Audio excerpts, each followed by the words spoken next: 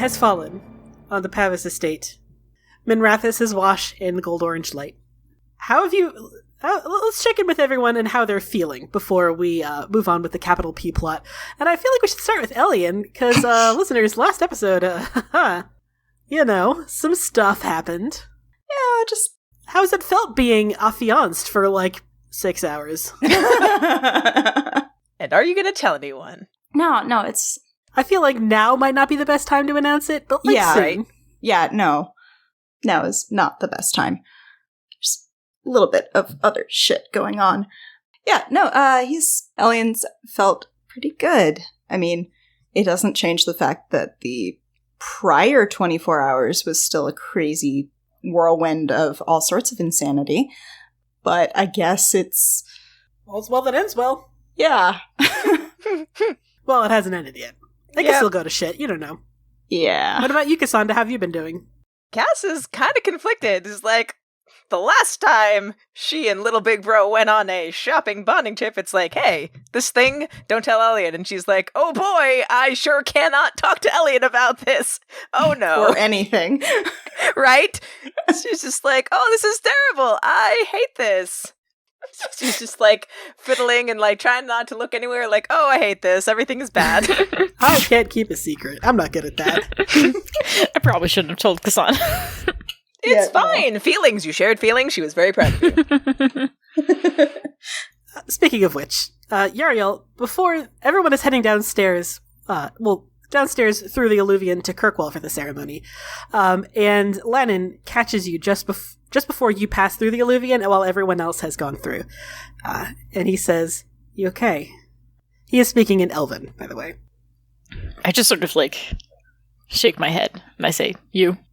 No, same, pretty much. Yeah. He pulls you into a very tight hug. I return it, and I'm just as I hug him, probably too tight, I'm just come back, okay? He says, I have every intention of coming back. If I can make you believe what's in my heart, but I don't know, you're stubborn. It's part of your charm. I had to have something going for me, right? He tugs your ear a little bit playfully. I give him a kiss, and I'm just I know you'll come back. I know. I just needed to hear it. And together you head through the Alluvion, through the crossroads, and then into Kirkwall. So there is... It almost looks like he is set up for a slumber party with this, which is a weird look. I hate it. There are 5 mattresses basically on the floor. They're not mattresses like straw stuffed mattresses, and 5 vials of lyrium in this little central end table between all of them. And underneath the mattresses there is a big fancy rune. And he says, so I'm a Somniari, so I've done this before, but obviously you guys don't have a lot of experience being conscious in the Fade. But I've packed as much magic as I can into these drafts of lyrium. They should be able to do most of the heavy work for you. When you fall asleep, you will wake up in the Fade, fully conscious, and we should be able to talk more there. I have not invoked Vir Sulevanan yet, so there's no Solas to meet us when we go into the Fade. So it should be just lie down. And he urges you all to lie down. Oh yeah, this is not at all discomforting, Lannon. Well, what do you want to do? Fall asleep on the hard stone floor? I thought the mattresses were nice. They are nice. Thank you. That was very thoughtful, Lannon. Sweet touch, Lannon. Thank you. I dragged them downstairs. We're patting Lannon on the back you did a good job. You did a great job. So you all sit down on the mattresses and you each take a vial of lyrium. And Lannon says, now, I know you've been to the Fade before in various permutations, but remember, in the Fade, ideas and intentions are loud. They can shape what you see around you. So be careful with what you do. Be careful with your intent. I don't want you to reveal yourselves to him. So don't think about it? No, just, have some self-control. I know that might be asking a lot, but...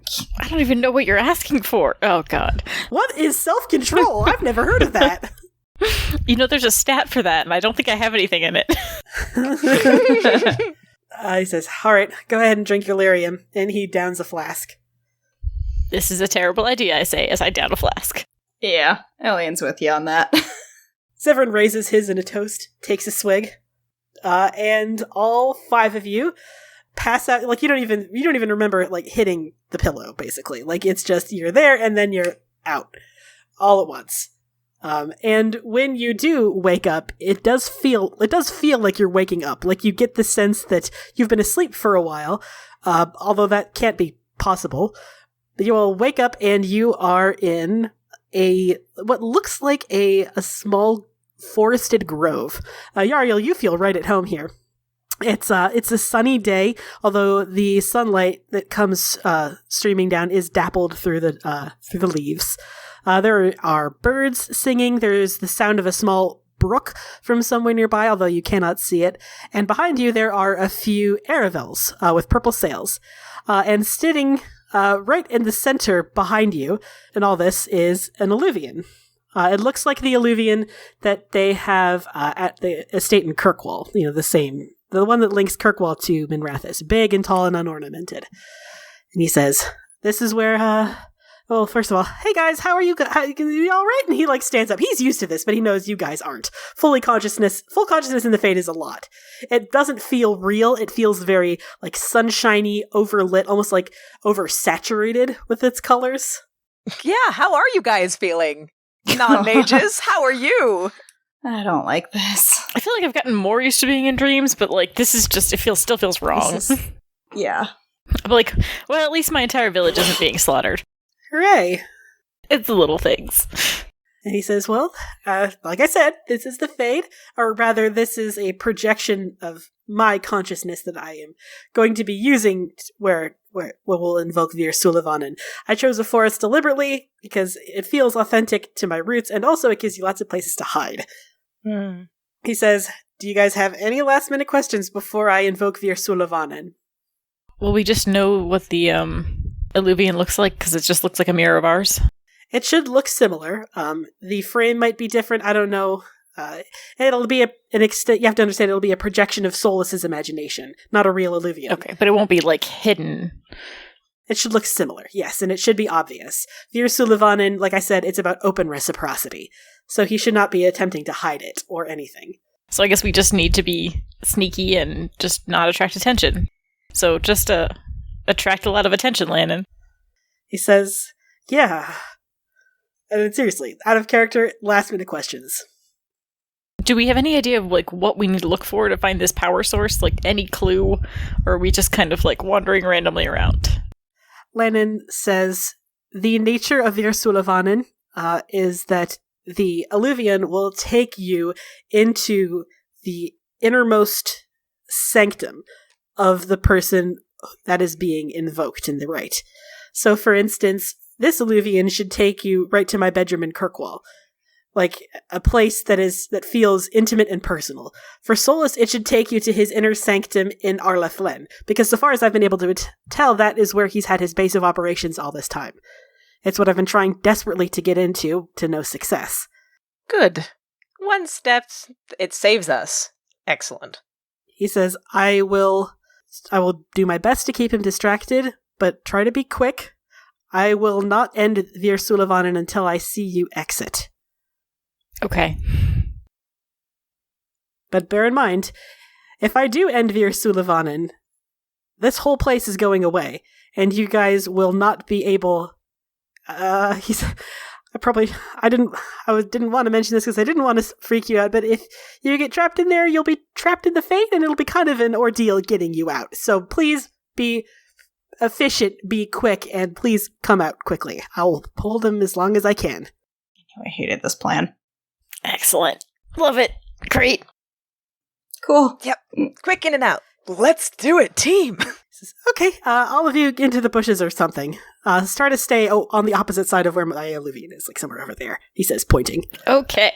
Cass tries to find a place that, camouflages the horns. Where? How low should I just lie down on the ground? How about like a tree? Like behind a tree. There we go. Yeah. A big, thick tree so the horns can't...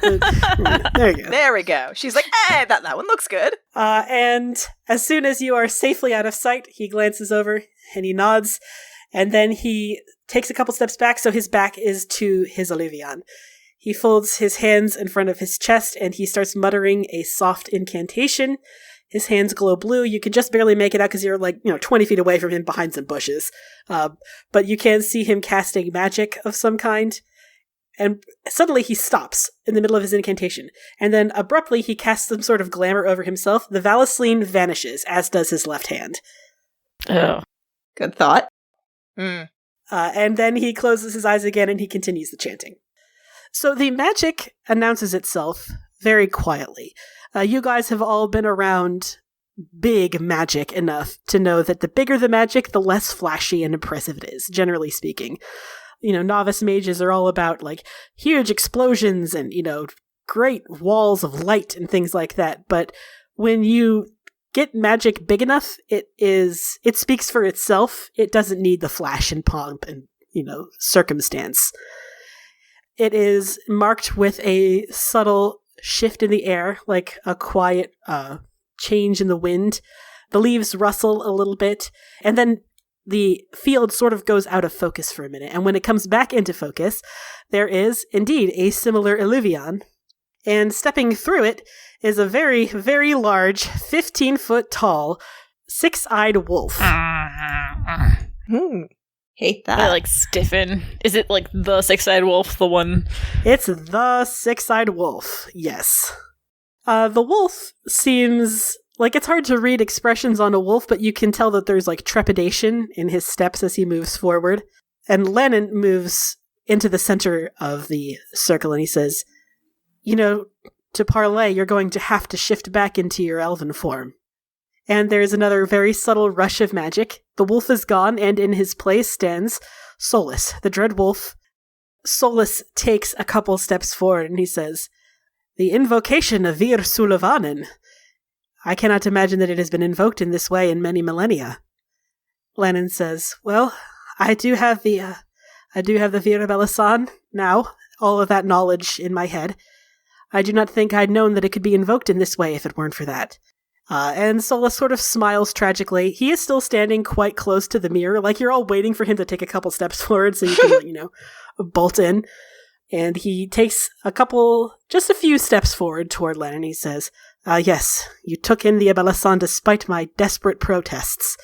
He says, "I told you, back at the Temple of Mytholvanon, I told you that if you did this, there would be consequences for you." Lannon says, I know. He says, "Solas, we need to talk." He says, "Clearly. If you've gone all this way to invoke Vir Sulevanan, I can only imagine that it must be." He continues to walk forward. So, he's got about 10 feet between himself and the Hellathen at this point. And if I'm going to have all of you make a stealth roll. So, Cassandra, you are in the Fade, and you know that, like Lannon was desperately trying to explain to all the non-mages, intention is everything in the Fade.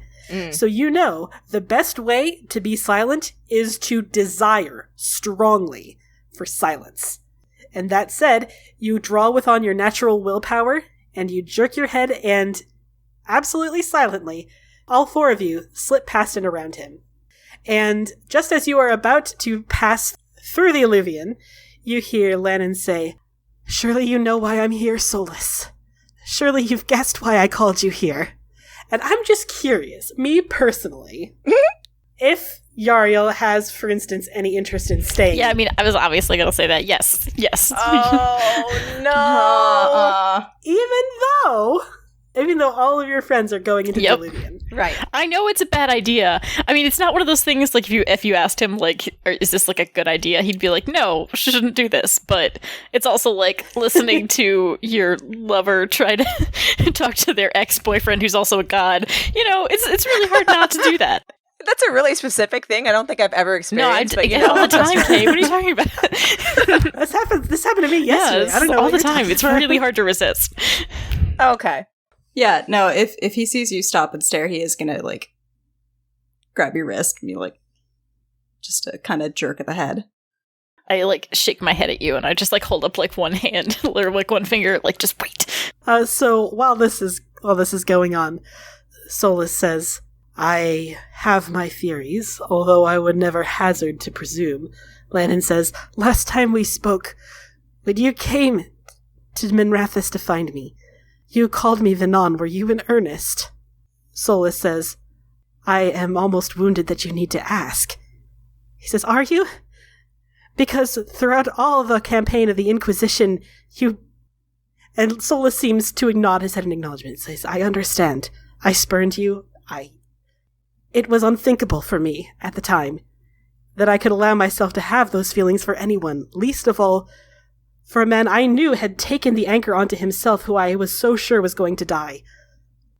He says, Then I invoke Vir sulevanan, a trade for a trade, but you must honor the bargain, trickster. You must honor this bargain. I think I'm still staring and I've just got like my fists like clenched really, really tight and like I'm just like entranced. If you wanted to like attempt to like forcibly pull him in, that would be a strength contest. I mean, it would at least get his attention. Mm-hmm. Okay, so let's roll a contest of strength might. Good luck against a warrior. But... Right, good luck. Yeah, this is gonna be fucking hilarious. So, Yariel, you feel like some vague tug on your arm. It's probably Elian. Elian, you pull with all your might, but, fucking... he's small, but he's dense. He packs a lot of muscle into that wiry little body. It's like trying to pull a wall over with your bare hands. I like look at Elian in like irritation. Elian just widens his eyes and gives you a like jerk at the head, like, come on. I think that's enough for me to be like, oh shit, I probably shouldn't be here, because he said to get in and out. You're no kidding. Yeah, he super did. So I just sort of like shake my head irritably and like go through the Illuvian with him.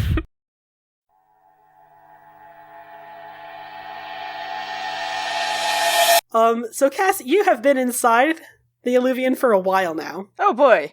And you and Zevran were the only ones who went through. And so, like, you're on the other side of the Illuvian, and Zevran's, like, looking back at this, like, what the fuck are they? Like, it's been, like, a full, like, 30 seconds of, like, oh my nothing. God. Zevran's like, what the fuck? What, did they fucking forget the plan? Yariel.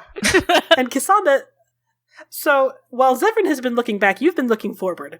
Mm. The first thing that you notice about this room that you are in, and you are inside now, as opposed to where the Vir sulevanan was, where you were outside in like this forested area. You are definitely inside. It seems to be a large stone basement. And in the far corner of the room, there is like a big set, like it almost looks like a laboratory, like the kind that you've seen in Kirkwall and in Tevinter. It's a mage laboratory, a magical laboratory. There's all sorts of potion reagents set out everywhere, tons and tons of books. There's a huge bookshelf that's absolutely crammed full. And there is also a curtained off partition leading to a back half of the room, and underneath that curtain, there is a stale, stagnant pool of blood. Interesting.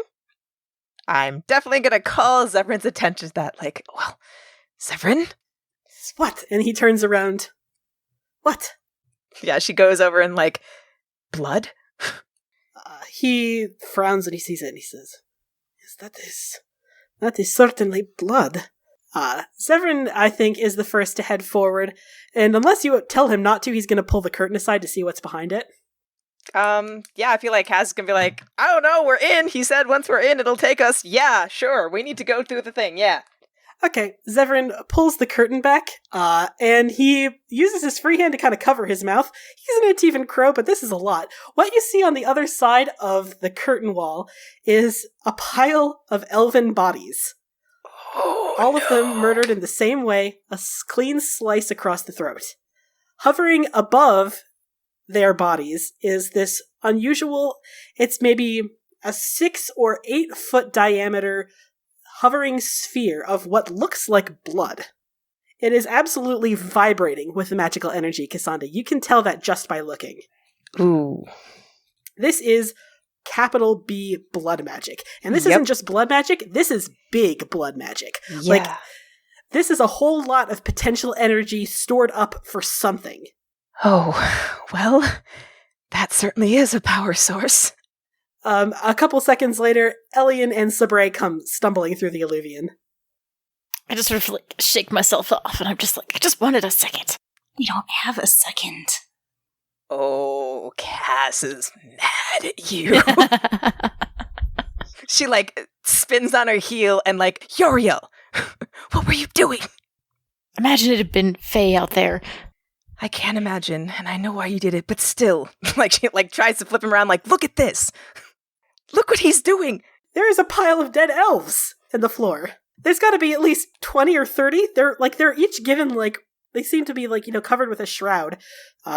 They seem to be given some sort of respect, but, like, holy shit, that's a lot of dead elves. I, like, take a step back and, like, bump into the wall, I think, and I cover my mouth. Oh my god. This is sacrilege. Does anyone want to do anything? Take a look around or anything like that? Yes. Absolutely, yeah. So there's the blood sphere that's God, sort of thing, floating yep. over. The blood sphere, there's the table of magical instruments, there's the elves themselves. You still don't know. Lannon did say he also wants to know what he's doing with an archdemon, if you can find that. And there is, like, a couple other doors heading off. There's, like, 2 doors, one to the north, one to the west. I'm gonna focus on the elves for right now. Somebody who's not me should focus on magic shit. Yeah, that's what Cass wants to look at, like, instruments, looking for, like, a clue with a capital C. Well, how about, Cass, since you're the only mage present, how about you look at the magic? Elian can look at instruments and things. Zevran will investigate the doors. He's sneaky, so he can, you know, quickly dive behind a bookshelf if necessary. Although he doesn't understand that he doesn't need to, but he's paranoid and he's gonna... Right. Yeah. Okay, so let's do this in order. So Sabre, roll perception investigation, is that? Or perception searching? Okay. A 12. You pull the sheet back on one of the nearest bodies, and it is... In the way of the fade, their face is sort of indistinct, but the gash on their neck is definitely not indistinct. One thing that you can definitely make out is crimson red valisline around one of her arms. So he's using them as food for this thing. Yeah, and speaking of the thing, Cassandra, go ahead and roll arcane lore, I think is the best thing. Okay. This. So Cassandra, obviously you know dick diddly about blood magic. Yep. But from everything you've learned about blood magic since coming to Devinter and fighting, like, a couple blood mages at this point, like, you've been in contact with more than a few of them at this point. What you do know is that blood magic is very instinctual. Like most magic, it's based off intent. In theory, it is just another kind of magic, so because you are in the Fade right now, you should be able to sense the intent of this. So you reach out with your magical sense, and you try to discern the nature of the intent of this thing, and it's like right on the money what you thought it was. He has been systematically killing some of his followers, and there are only, 30 or 40 here, but the amount of power you feel coming out of this thing, no way is this the power from only 30 or 40. Like, this is in the hundreds. Okay. That's capital B bad. It's real bad. It's real fucking bad. I feel like Cass is just like, oh, Vashadan. It's bad, y'all. What does that mean? This feels like way more than what's here. These bodies, it can't be there's way more. Must be hundreds. And how many more is he planning on? Elian, quickly roll cultural lore for me. Okay. When you see a whole bunch of dead elves just sort of laid out in what is clearly a blood ritual, so one of the more infamous verses of the Chant of Light talks about the origination of the blight. It talks about how, the original magisters, we've talked about this before, that tore the veil open and corrupted the Golden City, the seat of the Maker, and turned it black. The way the magisters did that, it historically, and in the Chant of Light, it was said that they killed 1,000 slaves and used that combined power to rip open the veil and gain access to the Fade. And it kind of makes you a little bit sick to your stomach to realize that this is kind of history. Like they say that, I think it was Mark Twain who said history doesn't repeat itself, but it often rhymes. Yeah. You had the right idea. Alien just looks sick, and it's similar to what the chant of light says caused the blights in the first place. And the magisters. God. Severin says, "Oh, Maker. That was 1,000 slaves, right? And the stories, it was always 1,000, specifically 1,000 slaves." Yeah, Sabra, you don't know shit about the Chant of Light. This is like I was gonna say, I've never heard of this before, ever. But yeah, Severin will give you like the extremely Cliff Notes version. It's like, it's in the Chant of Light. How the origin of the blight, according to the Chantry, the magisters of ancient Divinter ripped open the Fade by killing 1,000 slaves. Oh, gods. That's what he's gonna do. He says, but that was always 1,000, and the chant, they always used the number 1,000. You said Cassandra's only been a couple hundred. Why is he getting the rest of the power? That's what we have to find out, I guess. Ellie, go ahead and roll perception searching for the books and instruments that you were searching through. Okie dokie. A 15. A 15 is pretty good. With a 15, you do find a lot of... So obviously you're not a mage, you don't know super a lot about magic, but you have been getting a little bit better at magic. You do see a lot of diagrams, and the book that's open immediately in front on the table seems to be about the veil itself. Not the Fade, not the physical world, but specifically the veil. And it's annotated a lot in, like, Solas's handwriting. Like, he's scribbled on the margins, that kind of thing. There are also, like, pages and pages of what almost looks like mathematical calculations. You can't really make heads or tails of it, not with a 15 anyway. Cass, does any of this mean anything to you? Roll arcane lore. No, not with a 14, no. No, you can't make heads or tails of this, although, in fairness, you were not, like, formally trained, not in the same way Solas was in magic. She was trained in Smash. Cass is like, nope, this is way more formal training than I've ever had. Severin says, all right, well, let's, I guess let's try to find anything else we can in here. There are a few more doors. Do we want to split up and take two on one side and two on the other? Is that safe? I don't know, man. Cassandra, you're the only mage here. Yeah, it's safe. Like, this, you're in the Fade. There's nothing tangible. Unless he's, like, specifically keeping, like, spirits, like, almost certainly there's nothing in here that's going to be able to hurt you. Like, okay, you take that door, we'll take that door, whatever. I mean, I was told time is of the essence here, so... Yes, we gotta... Yeah, exactly. Great, I'm gonna take the left door. Okay, Severin will go with you, I think. And Cass and Ellie and you go to the right door. Yep. And let's start with Cass and Elian. You barge open on this door, and so you had always been aware that you were in the Fade just because the whole place feels very fuzzy and weird. But now you are extremely aware that you are in the Fade because what you see when you open the front door is... It almost feels like an optical illusion. Like you're looking at a 3-dimensional room, and then there's like a flat, almost, like a 2-dimensional projection of what looks like a sleeping dragon that has been chained inside. Like, you can see chains, like there's one huge one around its neck, and then like 4 around each of its limbs, 1 around its tail. And also there's like huge, horrible, like hooks almost in its wings that are holding it to the ceiling. There's like blood running down its scales. It is not just a dragon, it is an archdemon. I would say that's our archdemon. Yep. You know you don't know what a high dragon looks like, but It doesn't look like this. Like with confidence, you can say, yeah, high dragons are not supposed to look like this. We've seen archdemons. We know what they're supposed to look like. Right. But the dragon itself, like I said, appears like a flat projection. And standing in front of that flat projection is what can only be described as an elven man? You're not 100% sure because, like, it's in the Fade and it's very difficult to see. But he is also chained. He's got, the chains around his wrists and his ankles, and he has hooks that are, like, digging into his shoulders and one big... huge manacle around his neck. He's sort of on his hands and knees and just sort of grunting and panting in pain. Cass just like stares at Elian like in a horror, like, oh no. I mean, this confirms archdemon, but who the hell is that? The elven man lifts his head and looks at the pair of you. Oh, God. Oh, shit. There is red light dancing behind his eyes. He bares his teeth and he tries to lunge at you, and you can see the flat projection of the dragon lunging as well. But the chains hold him fast, and he screams at you, but then realizes, it seems, that he is powerless here. And he goes back to sort of sulking on his knees and glaring at you. Well, let's just close that door.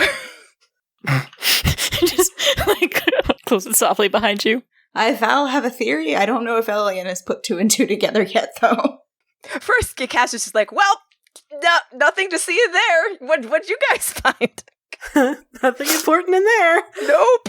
No, I'm just staring at you. She's just like terrified. Like, this looks bad. Yeah, I mean, he's also terrified. No disagreement there. He says, "You're not with the wolf." Apparently he can speak. Oh, my God. You can see us? She's like, how? What? He says, "My vision is not bound like the rest of these." He's looking at something you can't see. You think he can, like, as you're putting it together in your head, he can see both physically in the world around him and also physically in the Fade. So he can see, like, his eyes are following things that you can't quite see, but that it must be, like, elves and people, like, running around him. But you cannot detect them.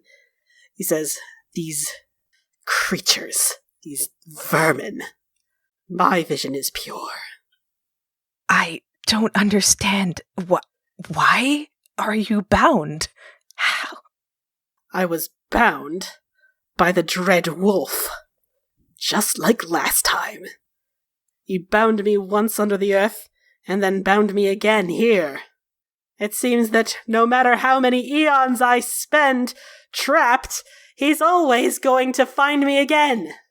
Cass seems to kind of catch on, like, oh. Yeah. Not the person I wanted to talk to, like, so about the elf, what you got there? An elf body? That's cool. Where'd you get it? Who are you possessing there, buddy? That's a question wrongly asked, vermin. How else should I ask it? Isn't that what you're doing? This body, he says, slapping himself in the chest, this is my true body. It's the dragon that I am possessing. How far your pitiful little society must have fallen for you not to be able to see the difference. It's one of the gods. It's one of the gods. He says, "You don't even know my name. Pathetic. History must have fallen so far for you not to know me. Once I had legions of slaves worshipping me, serving my beck and call. And now here I am, caged like an animal. I'm sure the dread wolf finds endless amusement in this." Cass, like, turns to Elian, like, I'm not elven, and also I don't know anything about the chant. Is there any, like, hint? Do you know anything about this? I don't know any more about this than you do. I mean, like, if you want to see if you remember any of the names of the elven gods, Yeah, I could try that. you can just start listing them until he reacts or something. Right, like, hey, so... Or you could get Sabre, who actually knows all the elven gods. Right, we'll be like, guys...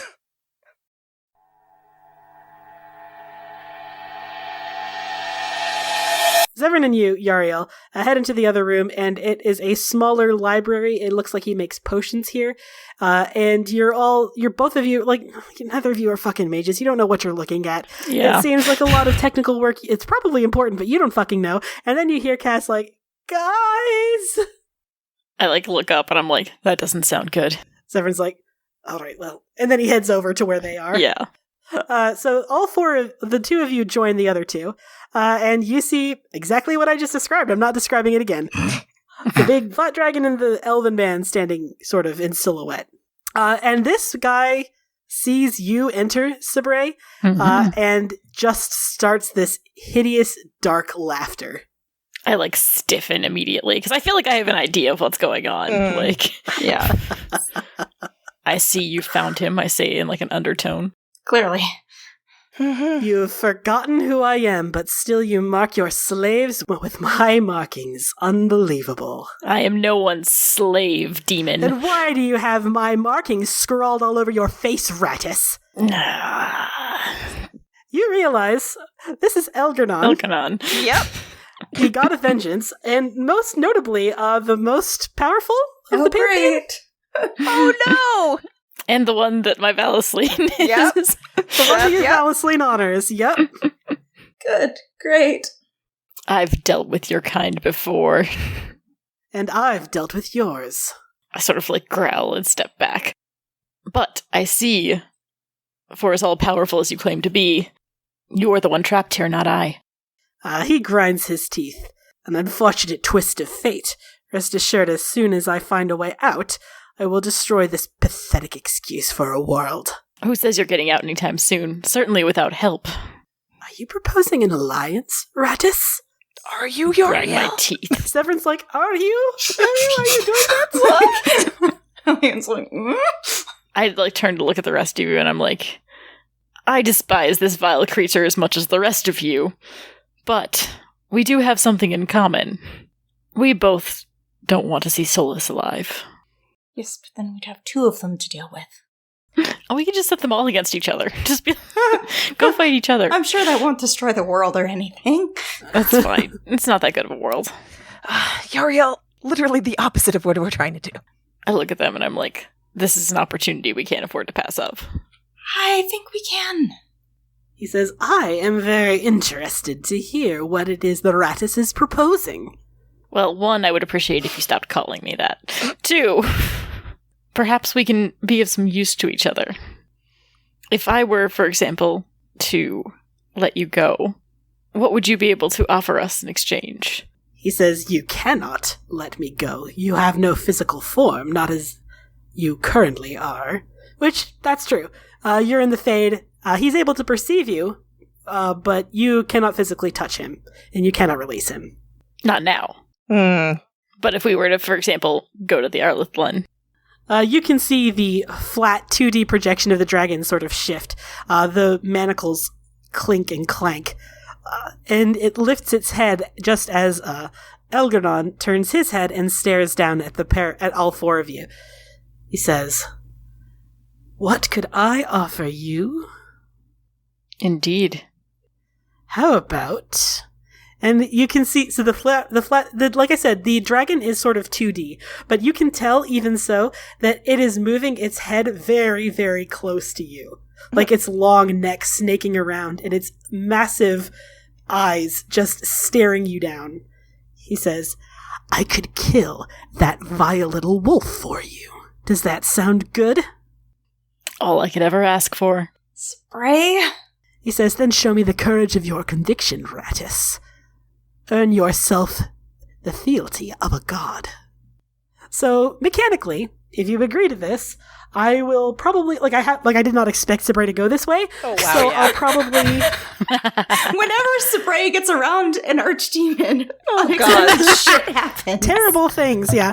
I'll probably make it have like a mechanical consequence. Like maybe like you might have to fight two archdemons, but also God. Solas might be at like half health or something. Like maybe maybe Elgernon gets a big like a chunk out of Solas or something like that. Do I have to agree to this now? We're making it now. You have to get out of here soon, so you probably should. If you want to, there's always the third secret option. You could try persuasion deception or something like that. my God. No, go. Communication deception That's to see no. if you can make him think this and then just like fucking double cross him. Oh, Oh, God. no. Double cross a god. Oh, God. Now I wish I was like Elian. It's not gonna happen. I only have a With plus my- 7. I don't with think my- that's enough. Not to Oh fool my a minus god. one. 7? Yeah, okay. Only a +7. Oh, not to fool a god, though, the way we're rolling tonight. I will also say, like, he wants to believe this, clearly. Because clearly he is hungry for vengeance. Oh, Yeah, well. So I will set the TN for this deception roll at 12. I'll set the TN at 12. I feel like at this point, Cass is like desperate. Like, Yuri, like, you can't. We have to get back to Lannon. We will. Oh, God. Okay, I'm gonna try it. What's the worst thing that Oh, happens? no. I mean, God. God. Terrible. I hate it. Oh my god. Oh god. I was not expecting you to hit that TN. me neither. Yeah, nobody was, I think. Elgarnon smiles viciously at you. The massive dragon head cants to one side and says, "Then I think we have a deal, Ratis." I, nod my head and I say, "I shall find you." And then I feel like at this point you could, because Elian and Cassandra and Zevran, they have no idea that you were just lying out your ass right now. Yeah, they're just like, okay. Zevran's like, "Excuse me?" Zevran's like, "Excuse me, Mr. Elgarnon." And then he, drags you by the arm and, pulls you outside. What the fuck are you thinking? Yeah, he slams the door. "What the fuck?" Uriel. I, turn him this isn't the time and the place. You better have a goddamn good explanation. Wait, we can talk about it once we get out of here. Let's go. Oh, I cannot believe. I'm going to tell your boyfriend on it. I was going to tell him first thing, but let's get out of here safely. Come on. Okay, fine. So, all four of you duck out of the Alluvian, and I'm going to need you all to make another stealth roll. Mm-hmm. Yep. Zevran, he is sneak. He wants to get the fuck out of here so he can yell at you. Yep. You all slip out of the Alluvian. Uriel, you rolled very, very well, which is a good thing, because as soon as you come out through the Alluvian, you see Solas and Lannon embraced and kissing. No! Fuck. I really almost told him that he couldn't make out with him. I, stop dead still. I'm just standing in front of the Alluvian with my mouth open. I'm gonna let out, a noise. An involuntary gasp. That I want to be, just loud enough that somebody could hear if they wanted to.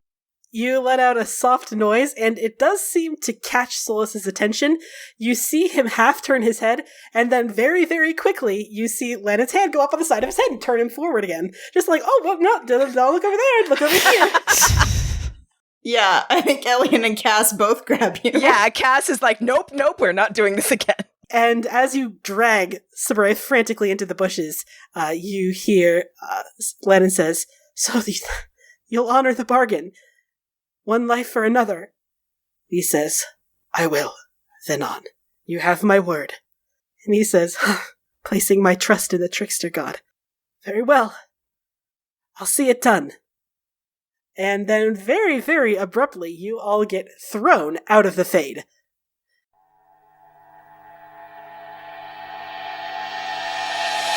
You wake up in a cold sweat, the lot of you, as Vir Sulevanan ends. You were kissing him? Oh god, Uriel, listen! He scrambles over to you. Get up, I'm just Uriel, in his we have face. bigger issues. You know they were trying to distract. You were making out with him. It doesn't count if it's in the Fade? No. Oh my god. Also, who are you, Uriel, to get mad at him after what you... After what you just did? Exactly! Wait, what? What are you talking about? What did you do? You said you were going to tell him. Tell him. Mm-hmm. I might have made a deal with Elgarnon to kill Solas in exchange for his freedom. You what?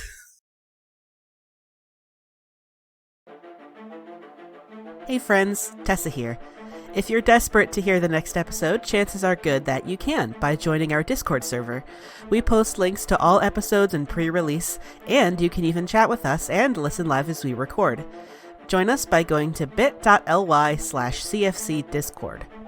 For more information on the show, character biographies, and links to social media, head to our website, critfail.club or critfailclub.com. You can follow us on Facebook, Twitter, and Tumblr. Crit Fail Club does not advertise at all, so if you like what you hear, tell a friend who might also like it, make a post on social media about it, or leave a review on Apple Podcasts. Full episodes are available on our YouTube channel, bit.ly/CFC channel, or wherever you get your podcasts.